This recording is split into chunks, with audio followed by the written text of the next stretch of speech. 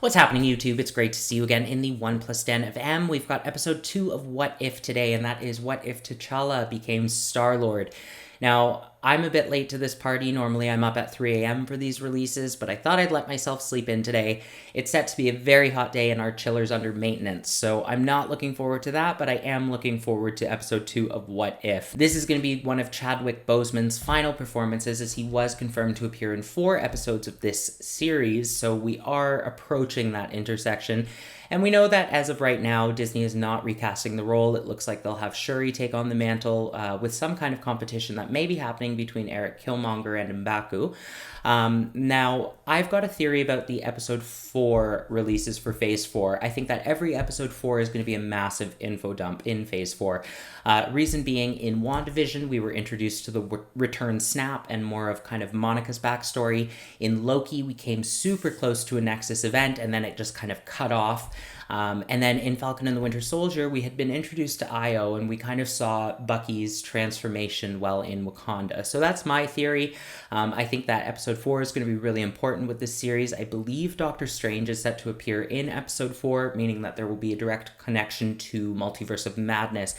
Now, another thing that I did want to mention is I believe Nebula is set to get her own episode involving Gamora, but with this involving Star-Lord, I wonder if we're going to see Gamora pop up in this one, and then later down the road in another episode, tying them all together, because we still haven't seen, obviously, with only one episode, how all of these stories are going to tie together beyond Uatu watching. So anyways, I am super excited for this episode. I love Star-Lord, love T'Challa, so we're going to have to see what this one brings. Let's get into it. I'm trying to think of what this intro reminds me of. It's more than a linear path. I am the Watcher. I am your guide through these vast new realities. I kind of wish that they hadn't revealed. I kind of wish they had left it a surprise so that when he takes off his mask, you're like, oh.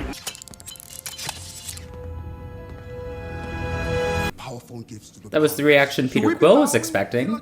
It's just that my boss, Ronan, Underutilized. should have not used the gun. Go ahead. Really? It's okay. You sure? Go ahead to use the gun. Oh, that is so generous. Ready? Oh, yes. You do not disappoint, my lord. I barely moved. Hit me. Classics. Freeze, Ravager. We have you outnumbered. A Ravager never flies solo. A Ravager never flies solo. Save their system from extinction. His ship's called the Mandela, sorry. As in Nelson Mandela instead of the Milano like Alyssa Milano. There's an entire world out there, Baba. Yes, one of war. That world has nothing to offer Wakanda. Those people do not understand our way of life. So every Disney movie ever. How could you choose just one? Oh, what about Taserface. Sonic? How exactly did you stop Thanos, the mad titan of the universe? Oh, no. I'm a big enough man to admit when I'm wrong. What? Sometimes the best weapon. Although I still assert my plan was not without its merits. Pretty sure it's still just genocide, big guy. And I'm pretty sure it's efficient. Seriously, we only take... Let us take a picture to send to my wife and daughter. I would prefer. You look terrible. I look great. No, it's fine. No. Can you even see him? There she is. Pretty good from where I'm standing. Yes, okay. Hey, the collector's got a famous kink for exotic flora and fauna. Are we gonna see Howard the Duck in this? I'm here to fetch you for my master. Karina, I think her name was. Security scan. Carrie Coon. It's like the Doors in Monsters, Inc. Tanalier Tivan, the collector. Oh, my dearest. I guess he's compensating for something big. Seth Green. Small. Give me the tour. What? Are we gonna see a live action Howard the Duck? Always go. Oh. Is it gonna be Trevor Noah? Are you sure you could not fly or shoot lasers out of your eyes or something? He almost took out Vision, but a blaster, and you got him. I liked that thing you said about not locking people in cages. Thank you. I think Carrie Coon has more lines in this than she did in Endgame. Is that What kind of Korg's fist? I hacked it off the carcass of a terribly chatty crone. No. Of course, if that's Oh, Cap's shield. of the Dark Elf. Mjolnir. What? Get to the ship. Not crazy. Mad. Ain't no way in hell I was gonna leave here without my kid. Eat this.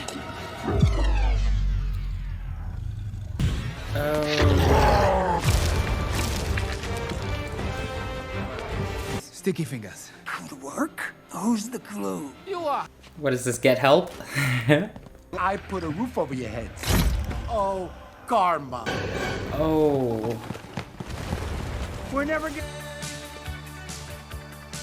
Peter Quill. Sorry, we're close. What, Peter? Can't spare a little time for dear old Dad?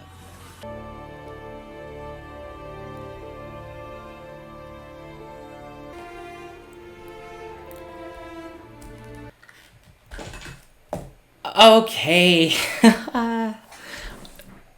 So, I don't even know where to start with that. So, I didn't really take many notes for episode 1. Yeah, I don't even know if I took any for episode 1. And this one, I felt like I was scribbling just like crazy. So that was actually an insane amount to digest for a half an hour, like not even a half hour episode. So biggest thing was the voices.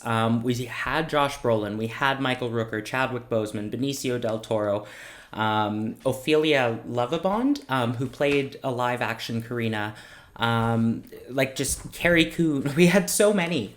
So that in itself was super impressive. It's harder, I think, to connect with a cartoon than it is with a live action, but bringing those live action voices into the cartoon and this animation style too, I love it. It feels like live action, like you really, really get into it. The first thing I think that I noticed was that the Milano, or what is traditionally known as the Milano, was actually known as the Mandela, as a reference to Nelson Mandela. My first thought with T'Chaka's kind of hologram scene was that maybe he had sent that message out and brought something to Wakanda and ended up destroying them. The Embers of Genesis, I don't recall. Guardians of the Galaxy 2 is not one of my favorites. The Embers of Genesis, was that what Ego was using on Earth with that Dairy Queen that we later saw Peter Quill at? So that was a question that I definitely had. We saw a lot of Easter eggs in this one, like a lot. We had Dark Elves, we had Seth Green as Howard the Duck, we had Nova, the Dora Milaje showed up.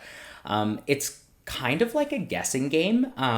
So I love that Disney has made this, like, it's almost interactive where you're guessing who's who. It's a big surprise, but then we've also got these Easter eggs and kind of try to determine where those are going to fit in within the narrative of the overall MCU, as this is confirmed to be canon. So we saw Korg's fist, and I was sad about that because I assume that Korg is either missing an arm or he's dead. And he didn't say Korg, but it was Korg.